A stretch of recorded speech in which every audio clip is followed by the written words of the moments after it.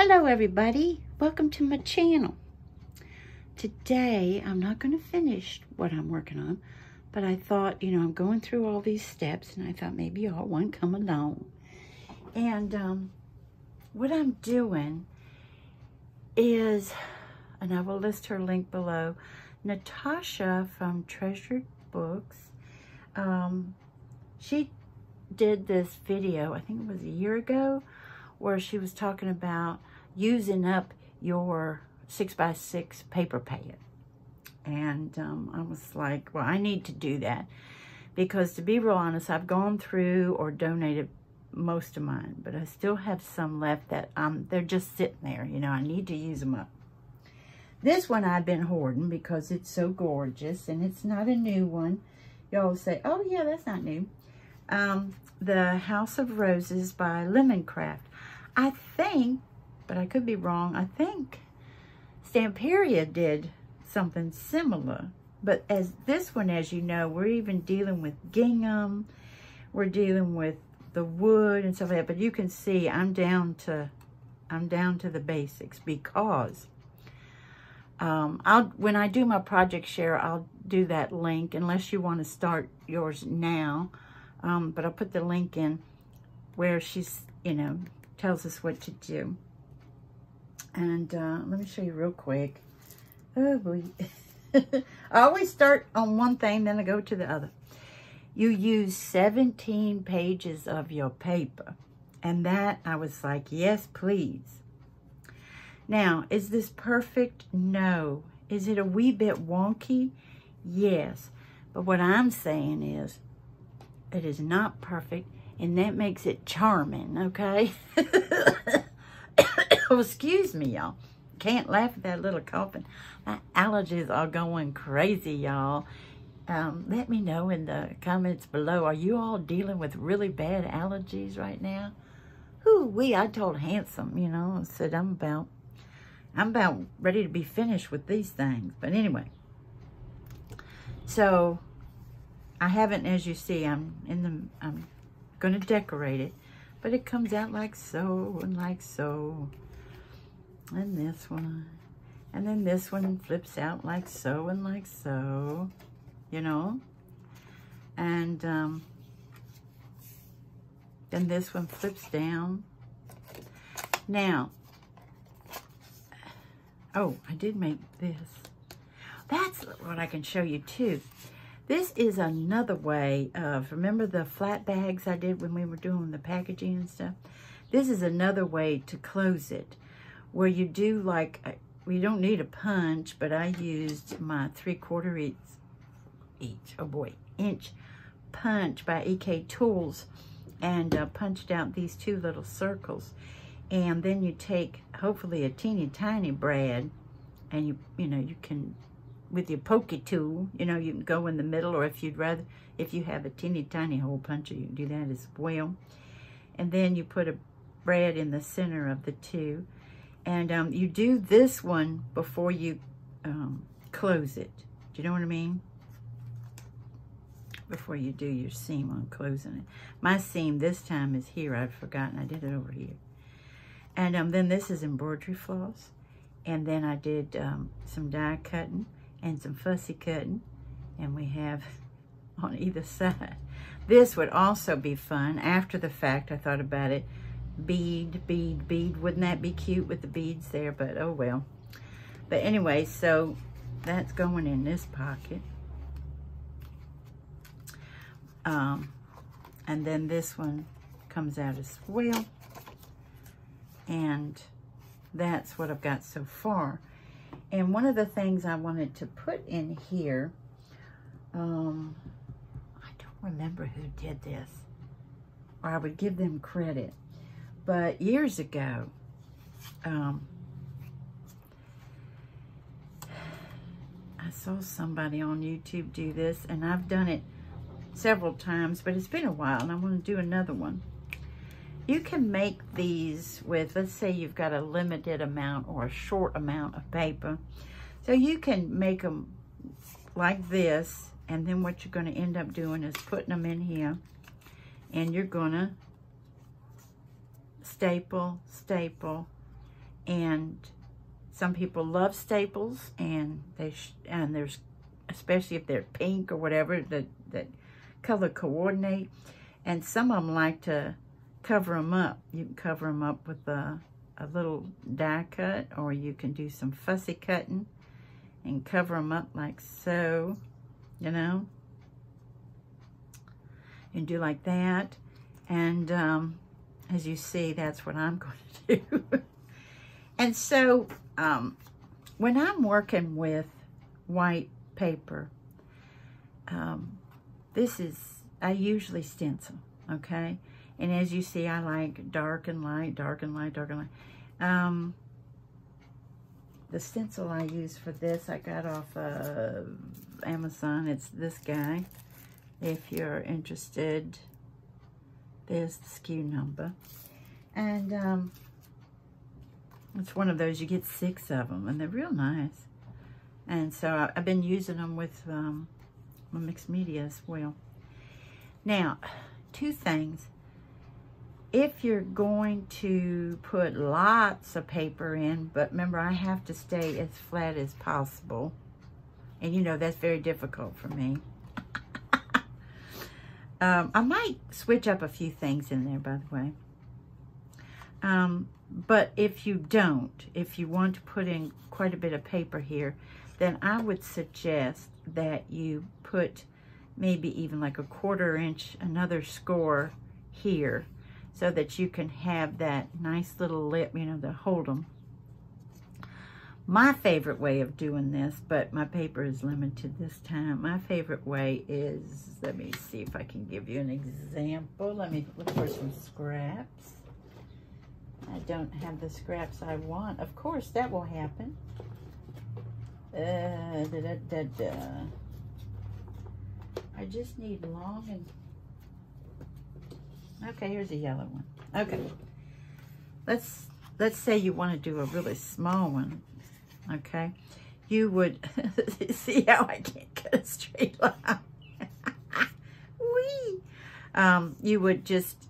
however many you want, however many pages you want, you would, you know, cut it down to that.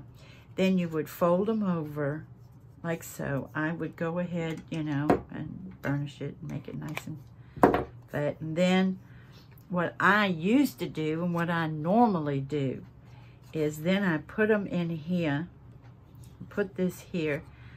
Then, you know how you would, if you make journals, you know how you bind it with thread? Well, that's what I did. You know, I would open this back up. You'd have page after page like so, looking just like this, except you'll see I ripped my edges. And then you would put in your pokey tool here and here, and then put your embroidery floss or whatever other thread you want, even upholstery thread, going through there. And then what I did at the top is I tied a bow. And I like the looks of that personally. But this time, because of the papers I wanted to use, going a different way. So as you see, what I do is I just tear my edge.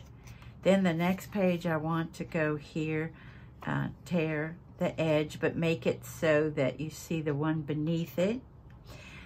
This paper I got off of Amazon years ago. I do have coffee dyed paper, which is nice. I love that it gets kind of crumply and stuff. I love that. But I told myself, use what you have in your stash. I have some of that in my stash, but I thought start using up more of your stuff, you know? So I'm really trying to do that. So, and see, then you line this one up, and again, you go shorter. And it doesn't, and it's fun. It doesn't have to be the exact same. You know what I mean? Just line the babies up here. And then we're gonna go, well, no, you go ahead and put it all the way there, and then you're gonna say, you know, then say, oh, okay, I need to tear it here, okay? And this paper does have a white core, And if you're like me, you usually do, I don't always, but you usually do something about that. Okay, so see, that one will go there. And then our next one, which I wanted the pink one on top, that one I'm gonna make to about here. And we all rip paper differently, but I found that if I hold it really well, I get the tears that I want versus, uh-oh, what have I done? I'd much rather get the ones I want than, oh, what have I done? Okay, so I'm gonna put these little, you can use those later, but see, we're gonna have it like that, and that's exactly what I wanted. But first, I'm gonna go ahead and this is Vintage Photo. And you know, with some, this is paper, this is not cardstock, as you, I'm sure already know. Sometimes with that white, it's like, no, you can't get me. Do you hear Handsome? He's across the hall working. And then I go ahead and do it on the back as well. That's interesting, that little bit. Okay, let's just tear it off. Get a little shabbier than chic.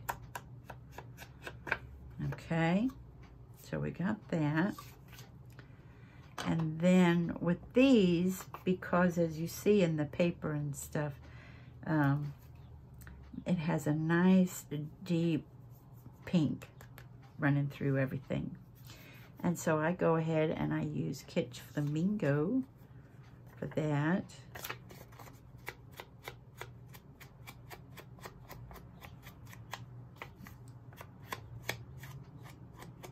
You don't have to do any of this.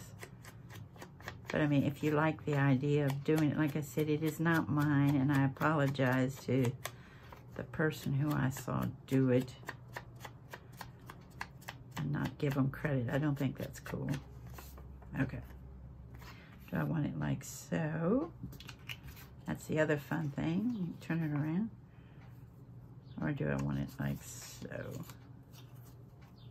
Oh, I like that. Okay. Well, since I like that, look how, guys, don't do what I do. Look at my dauber. It looks like it's been put through the mill. But what it is a lot of times with my stencils, because I use my daubers with my stencils, these have rough edges, you know, and so sometimes it really does a number on them, but they're so saturated with the ink, I have a very hard time giving them up. You know, do you ever do that? Where you're like, okay, one more time. And I said that about 20 times ago. So then you want these together 100%. And if it doesn't come perfect, guess what? That is fine. Perfection is definitely overrated. Okay. So then you've got it like so. And you want to get it as close to the middle as you can. If you are concerned about everything staying together like it should, you can put a bull clip here or paper clip or whatever in the middle so that, do I have one up here? Guys, I'll be right back. Let's do that just to make sure we've got everything where we want it. Hold on, I'll be right back. I'm just going across to here. And let's see. I gotta go digging, y'all. That's not fun. See, I don't want anything. I've got some paper clips and stuff that leave a mark. I don't want that. I got some cute little bowl clips over here. Oh, let's do these. In fact, I love working with these for your hair. Let's do those. You know how they take the little hair clips and then put ribbon or something over them, then you decorate them with your fabric flowers and stuff. Let's use one of those. Okay.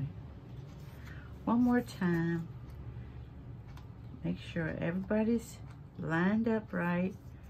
Everybody's where it's supposed to be. Okay. Put that right in the middle. I've already marked the places that I want my staples to go. I have, hope there's staples in here. I have the Tim Holtz Tiny. And I'm gonna have to get you all probably super close to me. There's one. Did it go through nicely? Yes. And there's our second one. Alrighty. Okay. So everything got put on nice. And like I said, if you love the look of staples, then just, you know, you're done. But if you're like me, and you're like, well, I don't know. Although I wish I had gone, now that I look at it, I wish I had gone around this with the hoot, with my vintage photo. That would have been really cute, wouldn't it? But anyway, here's what we're looking at. See? They're going right here and here and here and here and here. And they can even right here if they want to. Shoot, I wish I'd gone down because your eyes would have been drawn to it, wouldn't it? Oh, well. And again, you can glue your little butterflies over them like so. And and what I do is, since it's going over metal, I use my fabric tack to glue down whatever I put on the top of these. And I want to thank you all so much for joining me today. And I hope you have a wonderful morning, afternoon, or evening. Bye-bye, everybody. Take good care.